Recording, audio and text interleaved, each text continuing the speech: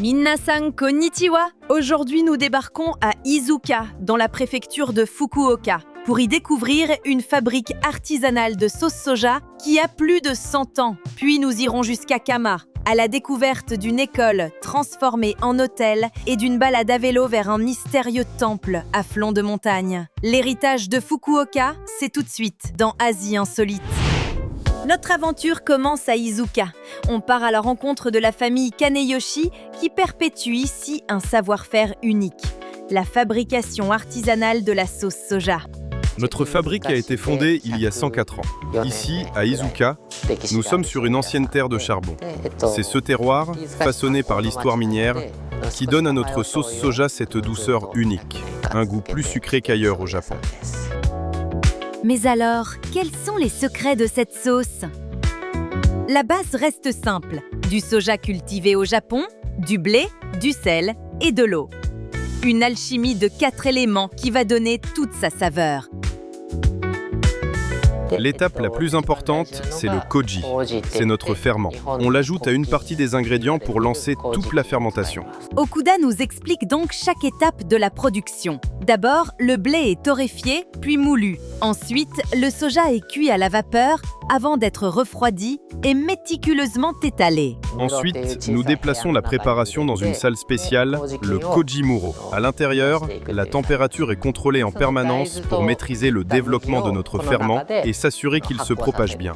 Après 3 jours à température contrôlée, le koji est parfaitement développé et la préparation est plongée dans de grands bacs d'eau salée où elle fermentera pendant 2 ans.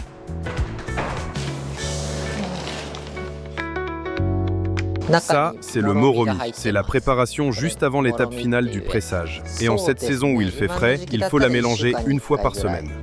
Il faut évidemment veiller à ce que rien ne tombe dans la cuve. Mais ce brassage est essentiel, car il permet d'oxygéner la préparation pour que la fermentation s'accomplisse parfaitement. À l'origine, nous n'utilisions que des fûts en bois traditionnels. Quand nous nous sommes agrandis avec la nouvelle fabrique, nous sommes passés à des citernes en plastique, plus modernes. Mais ces derniers temps, nous faisons le chemin inverse. Nous revenons de plus en plus au bois, car il donne à la sauce un goût bien plus authentique, plus profond. La préparation fermentée s'appelle le moromi. On le met dans des sacs de tissu et la sauce s'écoule par le simple poids des sacs empilés. Ce qui reste du moromi est ensuite utilisé comme engrais pour les champs ou comme nourriture pour animaux. On le mélange parfois avec du riz ou on le donne tel quel. Et à la fin, on pasteurise. C'est l'étape cruciale pour enlever les bactéries et ajuster le goût. Selon les besoins, ils ajouteront du sucre ou d'autres ingrédients dont nous parlerons dans un instant. Vient enfin la mise en bouteille, un processus tout aussi artisanal. Chaque bouteille est nettoyée à la main, remplie avec soin, puis étiquetée. La sauce est enfin prête à rejoindre la boutique. Juste en face de l'atelier et la chaleur de ses cuves, nous voici dans l'espace boutique. Dans le shop familial, tout le savoir-faire de la maison Kaneyoshi est fièrement exposé. C'est ici que l'on découvre la sauce que l'on vient de voir naître, avec toutes ses déclinaisons imaginées par la famille. Nos sauces soja ont différents goûts. L'étiquette blanche, c'est notre sauce la plus légère, une fermentation courte de seulement 8 mois. Dans la bouteille orange, nous ajoutons du dashi, un bouillon traditionnel concentré d'algues et de bonites séchées qui sert de fondation à toute la cuisine japonaise. En jaune, la sauce soja classique. C'est la plus polyvalente, elle s'accorde vraiment avec tout. Celle-ci, l'étiquette verte, contient du ponzu. C'est notre sauce soja mélangée à du jus d'agrumes japonais. Et la violette, elle, a fermenté 4 ans. C'est une double fermentation. C'est-à-dire qu'après les 2 ans habituels, nous avons réajouté du koji, le mélange de soja cuit et de blé moulu, et nous l'avons laissé fermenter 2 années supplémentaires. Elle est donc beaucoup plus épaisse, plus riche. D'après les conseils d'Okuda, malgré l'étiquette de péremption d'1 an, une sauce soja, une fois ouverte, commence à perdre de sa saveur au bout d'1 mois. Fabriquer la sauce soja, pour moi, c'est une passion. C'est être connecté à la fois à la terre qui nous nourrit et aux êtres humains. Mon souhait le plus cher, c'est que nos clients restent en bonne santé, durablement. C'est pour cela que nous nous engageons à faire des produits bio, purs, garantis sans pesticides. J'espère vraiment que les Français pourront un jour goûter notre sauce soja et qu'ils l'utiliseront, qu'ils l'adopteront dans leur propre cuisine, dans leurs recettes. Un peu plus loin, au stand Maruya, nous retrouvons Kengo Shiraishi. Il nous raconte l'histoire de ce stand de takoyaki, les fameuses boulettes de poulpe que sa femme a lancées il y a quelques années. Elle utilisait déjà la sauce soja locale, mais ce que Kengo nous apprend, c'est qu'il est ami avec le producteur de cette sauce depuis l'école primaire. Ils étaient dans la même classe. Et pourtant, Okuda ne savait même pas que sa sauce finissait sur les takoyaki de son ami. Comme quoi, sans même le savoir, ils collaboraient ensemble. Oh, travailler ensemble, c'est beaucoup dire. C'est juste que leur sauce, la kanemochi, est délicieuse. Alors c'est un plaisir de l'utiliser. Sacrée quantité pour 400 yens. On n'en est pas à Tokyo, c'est normal. On va goûter ça. Est-ce que ça va être très chaud? Je pense que oui. C'est chaud. Sauce soja, c'est très différent du takoyaki d'habitude. Mais j'adore. C'est trop bien. On va le laisser déguster et nous partons pour la prochaine étape. On se rend maintenant à Kama pour découvrir un lieu qui a eu une seconde vie. Ici, nous sommes dans ce qui fut l'école primaire Ashishiro. Elle a accueilli des élèves pendant plus de 100 ans. Mais la population de la ville diminuant, les écoles ont dû fusionner. L'établissement a donc fermé ses portes en 2014. Mais l'histoire ne s'est pas arrêtée là. Le bâtiment a été rénové et a rouvert en 2018 en tant qu'hôtel. Les anciennes salles de classe ont été cloisonnées et remodulées pour créer les 17 chambres qui peuvent aujourd'hui accueillir 68 personnes.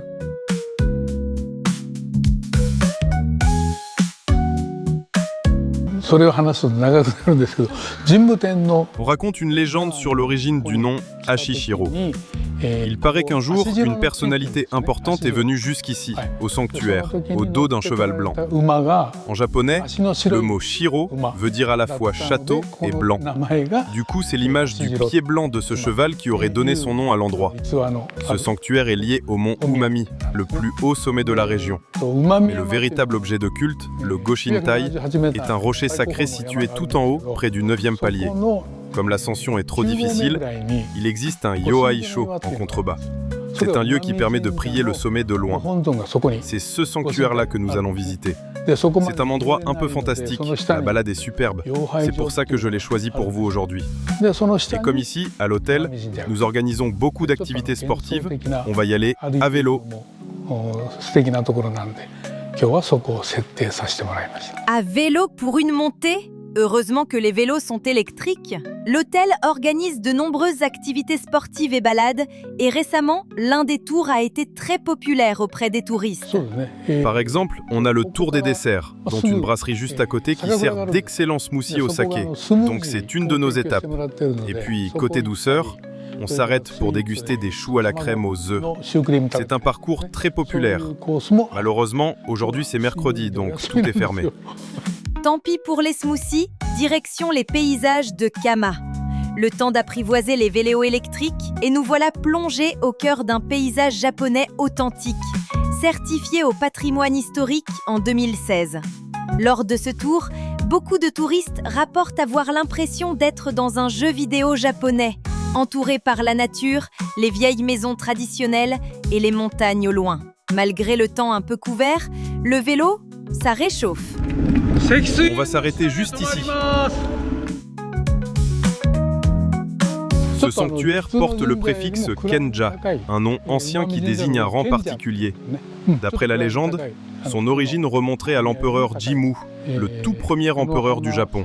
On raconte qu'il serait venu ici il y a environ 3000 ans et que c'est lui qui aurait donné le nom Ashishiro à ces terres.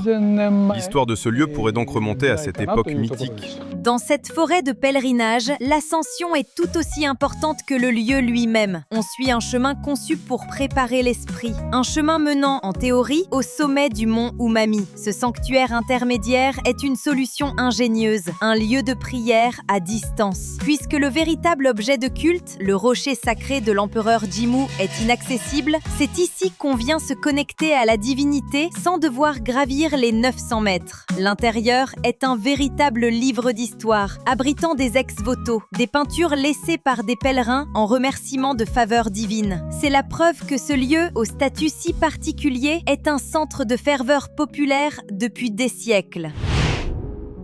Après avoir ramené les vélos à l'hôtel, nous terminons notre épopée dans cette forêt ancestrale pour un moment ogu. Le ogu est un concept qui nous vient du Danemark, qui signifie partager un moment simple avec ses proches.